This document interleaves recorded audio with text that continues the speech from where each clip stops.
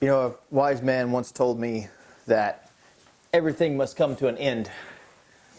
And that's something I learned from a good friend, or was reminded from a good friend on my trip up to Canada, which I'll get into in just a second. And Joel Jones, who were sitting around the fire one night, and Joel reminded me that everything must come to an end. Everything will end, whether it's a good idea, bad idea, pain, happiness, everything will end. Nothing's infinite. And that's what I want to start with this video today. It's going to be a little bit longer video, be the last video of the Journey series, so I appreciate each and every one of you for tuning in and watching or following or laughing or crying or whatever happened. I appreciate that more than you know. And I hope you take something away from it that helps you along the way in your journey. So I'll quickly go through the race itself. I don't want to spend much time on it. I'm not a big race recap kind of guy. And then I'll get into some questions. I got a bunch of questions that people have asked or emailed or messaged or anything like that. So I'll cover those because I want to make sure that I kind of cover all the bases. Anything anybody wants to know what I learned from the journey. So the race itself, beautiful, beautiful venue. It's the last year to be in Whistler. Incredibly beautiful. We did camp our way up there, and we camped the night before the Ironman. We actually stayed in our trailer kind of in the middle of the woods, middle of nowhere. In Canada, basically, you can pull off the road wherever you like, and you can sleep there. It's totally accepted. So we did that. We found a nice little spot in the woods. Race morning went like planned. You know, and this race is different than probably what most typical people would do for an Ironman. It was 100% devoted towards doing it with Kendall. That was the reason for going up there, is to get to do it together. We've always talked about doing an Ironman together, and so. Obviously, she's a far better swimmer than me, so I had some time to make up out of the water. And the plan was, whenever I caught her on the bike, that I would ride legal distance for the remainder of the bike, and then I would run with her, and we'd get to enjoy the day together. So finishing time, for those that care, was 15 hours and 3 minutes-ish, something like that, maybe a little less, a little more, I don't know. Get there that morning. It's freaking cold. I mean, you didn't want to take your shoes off. It was so damn cold. The water temperature was 67 degrees. I had a sleeveless wetsuit. Kendall had a sleeved wetsuit. We stood around that morning. You had to take a shuttle to get over there to it. And beautiful venue. I mean, I'll just get right to the swim. So there's almost zero nerves that morning. Maybe just a little teeny tiny more excitement than nerves. I knew I was grossly unprepared, but I also knew that I have done enough 10-plus hour days of exercise to where it's just going to be a grind, and you just got to grind it out and get done with it. And so we get into the swim. Kendall goes in the group. It was a 4 or 5 second stage between people. There's 4 people that go at once. 4 people go in. The horn beeps, so the thing beeps. You go in. The next 4 people go in. So I started within. I mean, I actually ran to catch her to say something to her as she was starting her swim. And she took off. I have no ambition of swimming with her. I did that once at Buffalo Springs, and in about 200 meters, she almost killed me. Like, I had to stop and tread water because I was so exhausted. She's such a good swimmer. The most clear water you'll ever imagine. I swam in Lake Champlain before for age group nationals. It was incredible. This water was even clearer, and it was still dark. And this is like 5:50, 6 a.m., so it's still dark up there. Not dark, but darker. And we're swimming in this mountain lake, and the sun's going to come up. If you're looking at the swim start, the sun will kind of come up over here to your left, and we're just doing these 2 loops. And I'm swimming along, and it's just incredibly clear. You can see people 10, 15 feet away swimming next to you. I had a pretty clear lane to swim in. I swam inside a lot of the buoys, and then when we hit the turn buoys, I went around them like you're supposed to. So I had a lot of clean water, didn't deal with many people, didn't get too stressed about anything. At one point, I was taking breaths, and I'd take a breath, and I wanted to make sure the day that I stayed in the moment. I want to make sure that the day I appreciated where I was at. I don't give a shit about the exercise. I care about where I'm at and what I'm feeling, what I'm experiencing. And so I take a breath, and as I'm continuing to swim, I take another breath, and I notice there are snow-capped mountains. I'm swimming in a lake with snow in the peaks of these smaller mountains. It was just incredible. At the end of the first lap, I got to the female pros passed me. That was kind of cool. I felt a legit tap on my foot, and they went around me. And then I got to experience the sun coming up, and it would just, I mean, I literally every breath I'd see a little more sun over top this mountain peak. Absolutely incredibly beautiful. Finished the swim a full 15, 20 minutes ahead of what I had expected. I could not have had a better day. Ending lap 1 on the swim, I was legitimately cold though. I started getting cold chills, started shivering a little bit. I didn't kick much because I hadn't trained a lot with a kick because it's a wetsuit swim. And I knew that limited time meant I got to be smart about my training, what little bit I got in. So I didn't kick that much. But when I started to get cold, I kicked a little bit just to increase my core temperature and get some blood flowing. Coming out, going into T1, I was disoriented as shit, like as all get out. And because it was cold. Got on the bike, T1 was like 15 minutes. I was freaking freezing, couldn't get my clothes on my wet body, you know, all the typical stuff. I get on the bike, and the first 2 minutes of the bike, I realized then that I needed to back my effort down and ride a heavier gear anytime I got a chance for hills to increase my heart rate and just kind of get some blood flow into my extremities. I suffer from something called Raynaud's syndrome. I have poor circulation to my hands and feet, so when I get cold, I get really cold. And I got to be careful with that. I have had issues in the past of getting dizzy and lightheaded, something not a lot of people know about me. And it was ridiculously cold. There were probably 4 or 5 crashes in the first few miles because people are just disoriented, I guess. I don't know. There's a straightaway and they freaking crashed their bike. I have no idea. But I know I had to back it off. And then once I started to kind of thaw out in that first 30 minutes, I decided I wanted to ride hard. I wanted to catch Kendall because I knew when I caught Kendall, I'm going to ride at her race power for the rest of it. And so I rode real hard up that first mountain climb. It was a 2-lap course, this one nice climb. Climbed up to the, I think it's the 2010 Olympics were there. They had the ski jump. And the shit that those people do their jumps on, you would not want to walk up. It was mind-boggling how steep it was up there at the ski place. Finally caught her, and then I just sat in. I mean, I sat in probably, I'd say 8 to 10 bike links back just to make sure I was legal distance all day. She was riding well. We had a great time. We stopped at almost every aid station and got fluids and went to the bathroom. Weren't in really any big hurry. We knew it was just going to be a long day. It started to get a little warm in the valley there toward the end of the ride. Got the ride wrapped up in like 7 hours and something minutes. Just a nice long ride. She rode very well for what she was wanting to do. Going to T2, it's getting hot. And so got changed into my third thing of attire for the day. And off we went on the run. Not much to be said there. It's a tough run course. It's got some sneaky uphills. And so ultimately my focus was not on myself and my day and my time. It was on her. It was on enjoying my moments with her and making sure that she stayed kind of kept together so we can enjoy it. And we didn't have the best build-up probably the last 3 or 4 weeks just due to travel and life. Me specifically, but she also had there were some tougher times in there. We had just done a 10-hour bike ride 2 weeks before, and we still felt that in our legs a couple days before the race. So that's pretty much it. I mean, the run was great. We actually saw a black bear as we were coming back in toward the finish. He was just like hanging out there on the golf course. Beautiful run, ran along some beautiful lakes. I mean, just anytime you started feeling bad for yourself or started just really getting in a bad way, all you had to do is just stop and look around and go, holy shit, it is beautiful. So the race itself went exactly as expected. I did deal with, as I expected, a little bit of tendon and ligament pain just due to the lack of beating and lack of long run miles. But we'd stop every aid station and walk for 30 to 90 seconds, and I'd just stretch out my hips really well and kept on going. So there were some times where we walked, there were some times that we ran, we made friends, had a great time. My expectations of the day were exactly like it went. I didn't expect much. I expected to get through it. Never did I think I'm not going to get through it. But it was, I don't know that I had like a true tough moment. Maybe late in the bike when it started to get hot, I started to get, I could feel like I was getting tired. Everything there is up or down. There is 0 flat land on that bike route last year. I was reading something the other day. It's listed as the 3rd hardest Ironman race in the world.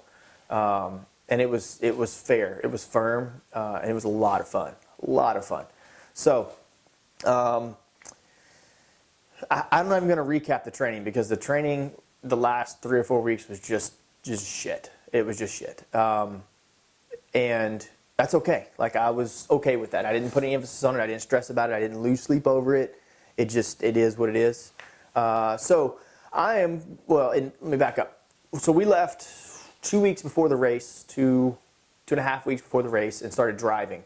Along the way, we met up with Joel. Joel flew in, Joel Jones, met us in Colorado. We camped. We watched Jerry kick ass at his kilo race and requalify for the national standard, as expected.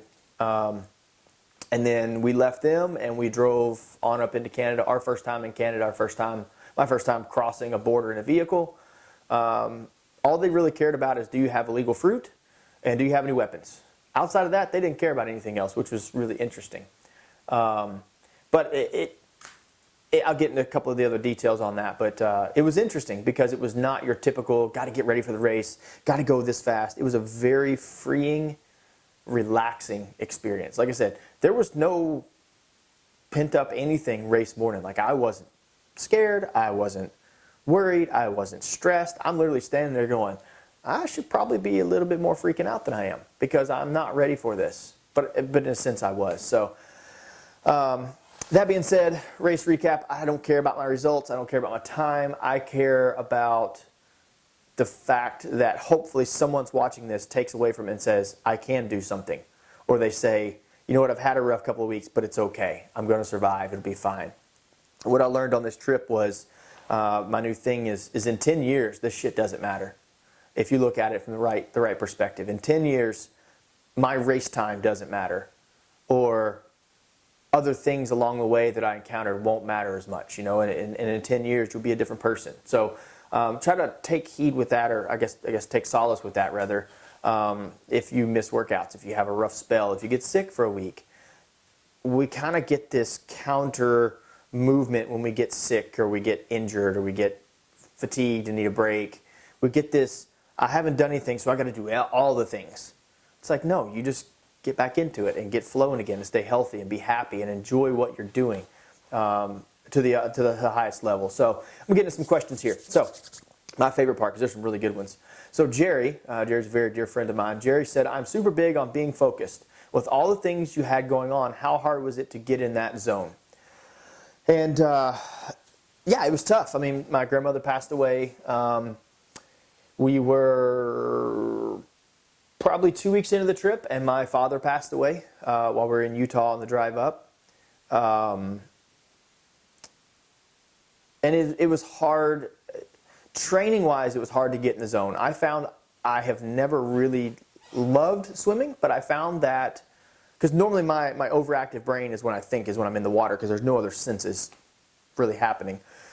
But I found that the swim was my solace. The swim was my meditation and my peace. And so that's where I kind of got in the zone, and I really started to embrace the swim and just started to really enjoy it. And for those that are wondering, my swim training, I was trying to always, in the pool, I was swimming all endurance, aerobic endurance stuff. I was not swimming a lot of speed stuff. And I wanted to hit that like 145 to 152, 153 range on my efforts, whether it's at 800 or 100. And on race day, I was able to dial into just that effort, and it was the second best swim I've ever had in an Ironman. And it was incredibly enjoyable and easy. So keep that in mind when you're trying to get ready for something. You've got to be very specific to what you're doing. So back to Jerry's question. How hard is it to get in that zone? Race morning was not that hard. Race morning was pretty locked in. But part of it's because I really didn't care. I did care, but I didn't care. And so the training, getting it in, it was hard to get in the zone with a situation with Dad specifically. My grandmother was kind of a long time coming. But Dad was really, really hard. Even when I was spending time with him at the hospital and stuff, it was really hard to make myself pull away and go, give myself permission, allow myself to go do what I needed to do to get through the day. So, Jerry, it was extremely tough at times, and other times it just kind of happened. The flow state just opened up and I rolled. A big point to that, I want to add to that, is training partners and people surrounding you. Kendall is absolutely the biggest antagonist I have. She is the instigator of, come on, let's go do this. I got up this morning, I went to the freaking pool. Why did I go to the freaking pool? Because she said, come on, we're going swimming. I didn't really swim train to get ready for the race. Why the hell am I swimming now? But that's what she does. You put people around you that are going to pull you and push you when you need it. So, great question, Jerry. Ben Smith, from a coach's and athlete's perspective, I'd be curious what your takeaway was on how flexible your training had to end up being.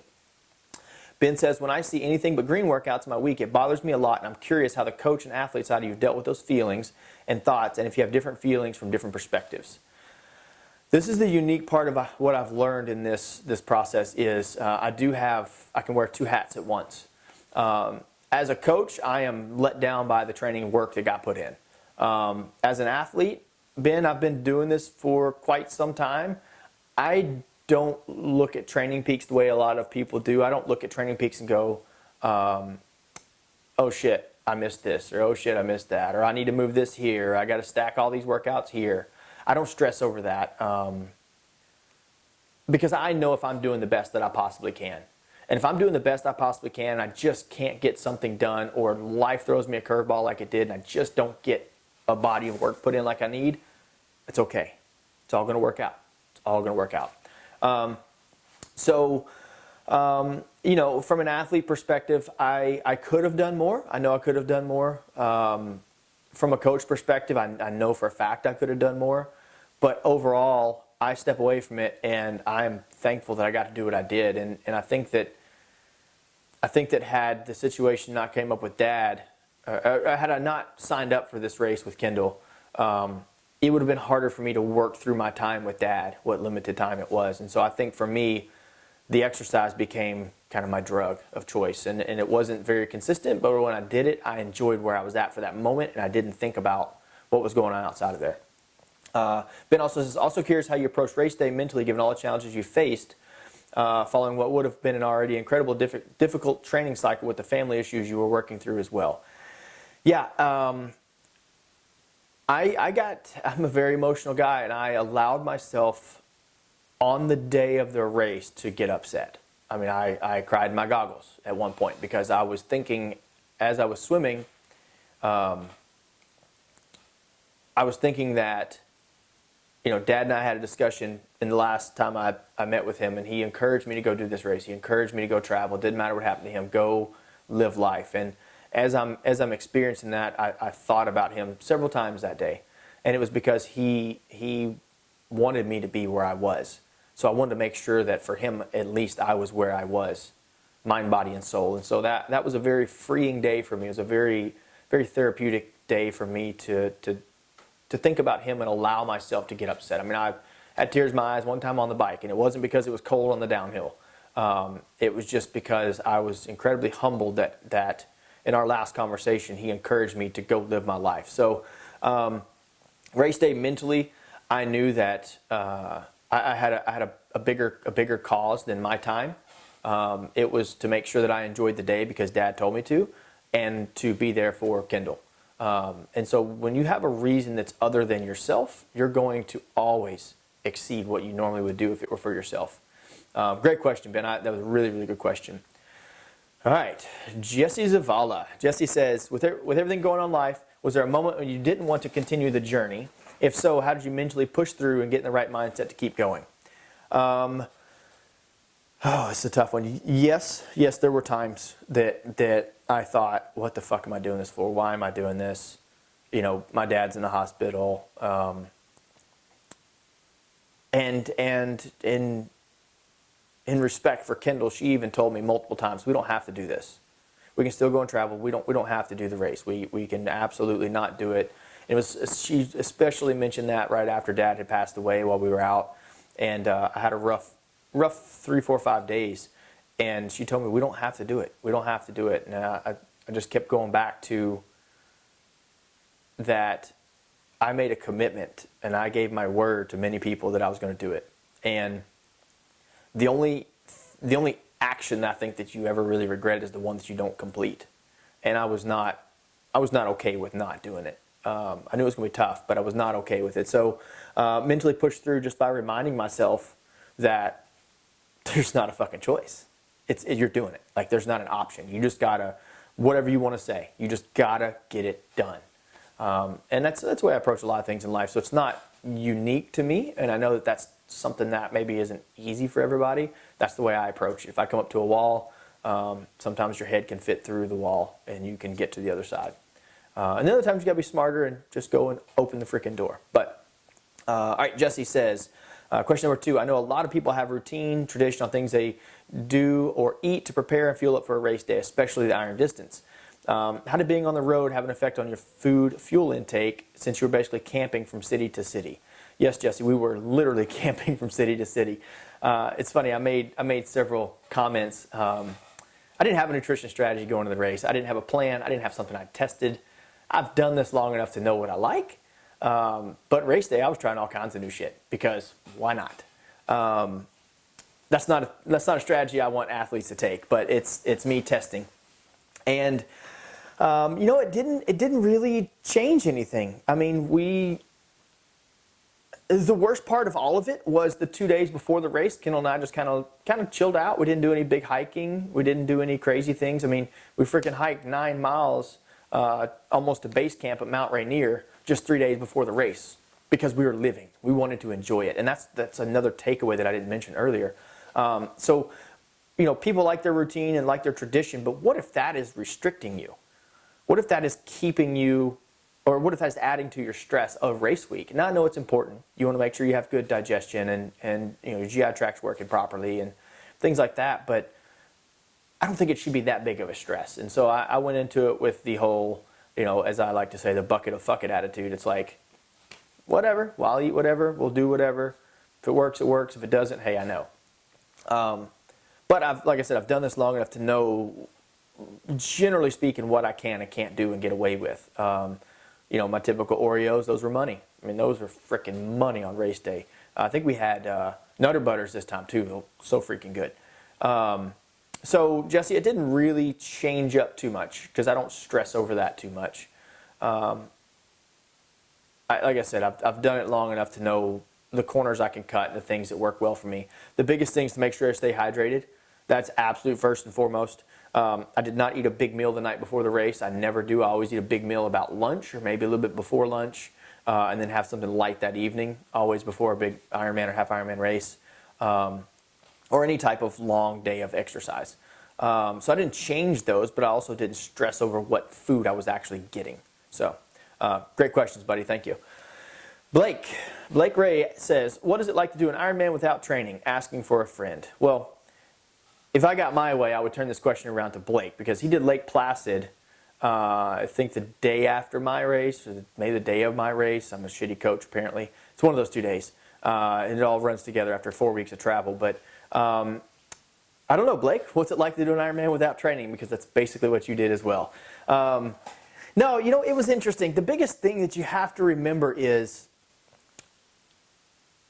even if you have a competitive race goal, if you look in the mirror at yourself, you have to be honest with yourself and say, yes, I'm prepared to hit these numbers for this duration, so on and so forth. Athletes like to lie to themselves. And I think that's the problem, and that's a big reason why athletes break down or fail on race day, is because they go into it trying to do something that they know they're not prepared for. If they're honest with themselves, and that's the biggest thing here, a lot of times people have a hard time being honest with themselves. Are you prepared for what is coming your way? Yes or no? Have you done the work? Yes or no? If no, that's okay. Modify your effort. That way you can get through it in the fastest way possible. Because if you keep going at this one effort or intensity or power or speed or pace or whatever, and you have not prepared to do that, you will go slower on the day than if you swallowed your pride, backed it down just 5%, 10%, and just got through the day. Trust me, it'll be a much more enjoyable experience. So Blake is actually pretty freaking awesome. To answer your question, what's it like doing Ironman without training? My theory's always been I need 14 weeks. For someone who has a relatively okay level of fitness to get through an Ironman, I went into this and I was going to have 12 weeks, and with all the travel and missed training, I need to count it up, and I probably got in 7 weeks of training. And a lot of it has to do with what's going on right here. Is this thing just a hat rack, or is it actually functional? And this isn't just being strong on the day. This is accepting where you're at as an athlete. This is being patient. This is knowing that it is a long freaking day. And you're not going to do anything. There's an hour block in there where it doesn't matter what you do. You can only make it worse. You can only make the back half of your day worse. So you got to be smart, and you got to use this little tool up here. So hopefully, Blake, I don't ask you the question of what's it like to do an ultra Ultraman without training, because that will be a shit show waiting to happen. And if I'm going all the way to Arizona to crew you, you better be freaking ready. So, great question, buddy. Thank you. Monty, how do you keep yourself, how are you keeping yourself motivated to keep fit now that the event is behind you? So let's take it back to the race day itself. Race day ends. That night, Kendall and I ordered room service, ate maybe some of it, ate the rest of it for breakfast the next morning, and we were very stiff. We hobbled around that first day. Second day, a little bit less stiff. I'd have to look at the calendar, but I'm pretty sure that next day we picked up Stag from the airport, and then we went to the Bend area. And at Bend, we went rock climbing at Bend. So we got right back into exercise, right back into fitness. We did some rock climbing, and then we hiked Crater Lake, which was like freaking 2.5, 3 miles down, and then back up.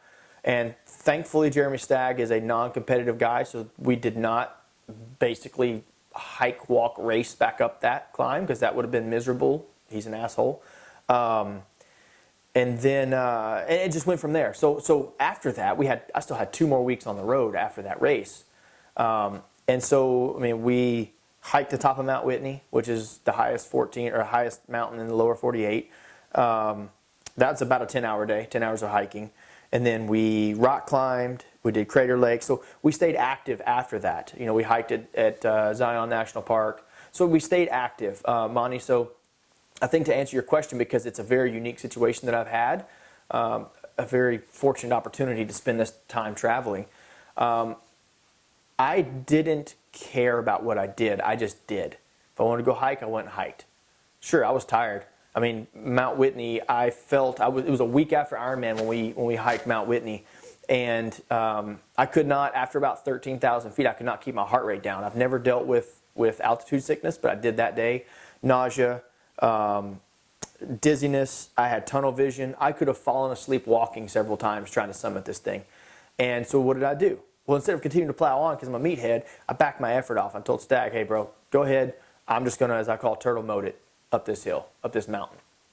And so I felt the effects of that just a week after. But I was able to modify because I was smart and I listened to my body. So what am I doing to keep motivated now? I just stayed active doing kind of whatever seemed fun after that. And then now that I'm back home, I want to ride my bike. I miss riding my bike, just riding it.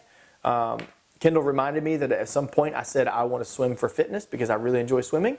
And I actually thought about running after the swim this morning, but there's zero structure, zero plan, zero expectation, excuse me. I got a lot of work to do in the next 8 weeks. And I want to be active, right? But there's no pressure. If I wake up one day and don't go do something, that's okay. But luckily I have Kendall who goes, hey, let's go. It's 4:20 in the morning. I know you're still in California time, but we're going swimming. We got Tisha and Will and Beth meeting us there. Let's go. So I have that to help keep me motivated. So Monty, I have accountability partners for sure. But there's no pressure. But I also know that I don't want to be lazy. When I feel like I don't get up for a reason, or I'm just being lazy day after day, I'm not sitting around here playing Xbox all freaking day. If that starts to happen, then it's all right, shit's got to happen. I need another race, I need another goal, I need another plan, things like that. So you gotta be free, Monty, but you gotta also accept that we feed and thrive on the structure of workouts. We feed and thrive on the feeling, the endorphins we get, all those feel goods. So do stuff because you enjoy it for the first little while after a race, and it'll help you get going again. Great question. I'm going to pause for a cause real quick because I am getting dry. All right. Last question. Good buddy Kirk Durrell. So Kirk says he has 5 questions. 1, what was your deciding factor to push towards the goal? Ironman with Kendall or returning home?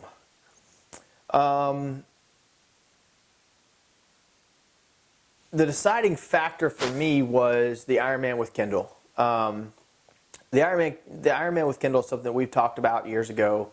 Just kind of in fun, said one day we would. And we've never really had the opportunity because of the kids, and it's hard to do that. And I personally don't like to race events that I have athletes at because it's really hard for me mentally and emotionally to know that I want to give everything to my athletes and I don't focus on myself, which is okay. But I don't enjoy that as much. I'm kind of half-assing. I'm giving them half and I'm taking half because I need half to get through the 7.3 or the full or the sprint or the marathon or whatever. So doing the Ironman with Kendall was very special. Getting to go through that day with her side by side was very special. So it's definitely my decide. All right, so in a very odd twist of events, not unexpected for the journey, I was almost all the way through reading Kirk's questions that I read at the end of the video, and camera battery dies. So thought it was odd, yet probably right in line with how the rest of the journey went. So you'll notice there's a little bit of cutting and splicing. I'm not going to spend a ton of time editing it because I haven't to this point. I'm not going to now. But from here forward is a continuation of the questions that run at the end. All right, so Kirk Durrell sent in some questions along with some other people, and one of them was, while dealing with all the adversity, did you feel loved or lonely or a combination of both? And he apologized at the end of his questions he sent to me if they were too personal, and there's nothing that's too personal because this is not about me, so I don't take it personally. You know, all the adversity with Dad's sickness and Grandma passing away and then Dad ultimately passing away, and just the ups and downs, the normal ebbs and flows, even if none of that stuff was in there, you're always going to feel lonely, you're going to feel supported, you're going to feel loved, you're going to feel happy, you're going to feel sad, you're going to feel, you know, crazy different things during this process. But you know, I think at times I definitely felt loved, and I definitely felt lonely, and I definitely felt both of them at the exact same time. It's a very weird feeling. For me, I'm a very emotional guy, and so, you know, with the stuff with Dad, I'm not a quiet guy. I don't like to just sit in a room and not say anything. But there were several days when it got real tough, and I would get mad at myself because it was weird for me to not want to be around people or to not want to talk. So I leaned on a couple of friends that have been through similar things with their parents, and they helped me a lot just in the words they said. I don't know if I ever told them that. But so yeah, I mean, I felt all that. And I think, like I said, anytime you're training for an Ironman or even a half Ironman or anything that is a big life event for you, you're going to feel the ups and downs. You're going to feel lonely. You're going to feel loved. You're going to feel happy. You're going to feel sad. You're going to feel scared. You're going to feel empowered and all this stuff. So it was no different. It just had other little small pieces that came into it. Kirk's third question, what excuse me, what was your favorite part of the journey? Oh shit. I hadn't thought about that, and I've had some time after it. I think my favorite part of all of it was the amount of people that reached out to me and said something about these videos or something about me openly sharing kind of the path or the process for me. I think that was my favorite part, is getting to reconnect with people and getting to remember what it's like to be a working person who has a family, who has vacations planned, who is trying to do some type of silly endurance event or something that requires time and attention. My favorite part is kind of re-entering that world that I stepped away from a few years ago when it comes to competing. So, but I don't know that I have one favorite part. They're all different for different reasons. All right, number 4, Kirk asks, did you doubt yourself? No, I didn't. Not one time. And I say that now. It's easy to say after the fact. I definitely didn't, because my only concern was getting through the swim. Because, you know, as, in a little group text I have, Paul Miller said, oh man, you'll be fine. You know, you can mental your way through it because you're mentally strong. Well, yes, I am. But you cannot mental the swim. Like, you can drown. And so you got to have some level of preparation for that. But also you got to use your mind to overcome any anxiety, to overcome any fears, to overcome any doubts or anything you have once you enter that water. And so for me, I didn't doubt myself. I know I can do it. I've been through it before. I've ridden my bike 200 miles. Now I've hiked to the top of Mount Whitney in one day, which apparently we were told is kind of crazy. But so no, I didn't doubt myself. I know that if I put my mind to it, things can happen, and that's why I signed up for this, because I knew that I would get through it, and I knew it was going to cost me, and I knew it was going to hurt really bad, and it lived up to those things. All right, so last one. Kirk says, was crossing the finish line with Kendall your favorite finish ever? The picture of you two made me so happy, and thank you for that, Kirk. It's absolutely my favorite finish. The funny part is there was a point in time where she was just ready for it to be over. And then all of a sudden we get there in that last quarter mile, and you're going toward the finish, and they turn you and make you go up this ramp and around a crosswalk. over the road and then back down to the road you were just on. And she goes, "What the hell is this?" I said, "It's Whistler giving us one more freaking hill to go up." And we get down there by it, and we already agreed, we were going to walk the finish chute, the red carpet. I've done that every time. I make her do that, and I encourage people to do that, to really take it in. And it was a small enough race in terms of attendance. I think there were only 1,200 people that attempted the full. And so there were times of the day where you weren't around many people, and so it was nice to have her out there. But we crossed the finish line. We had space in front of us and space behind us, and so we hit it, and we're just walking down it, and it was really cool because I can remember seeing the finish as we're walking into it, and kind of peripheral vision seeing her enjoying it, kind of having her personal moment. I had my personal moment, and we had our kind of moment together. And they announced that it was Sharon Brown and Kendall Gill from Pearland, Texas, and we raised our hands up, and we got there, and I knew I wanted to give her a kiss at the finish line.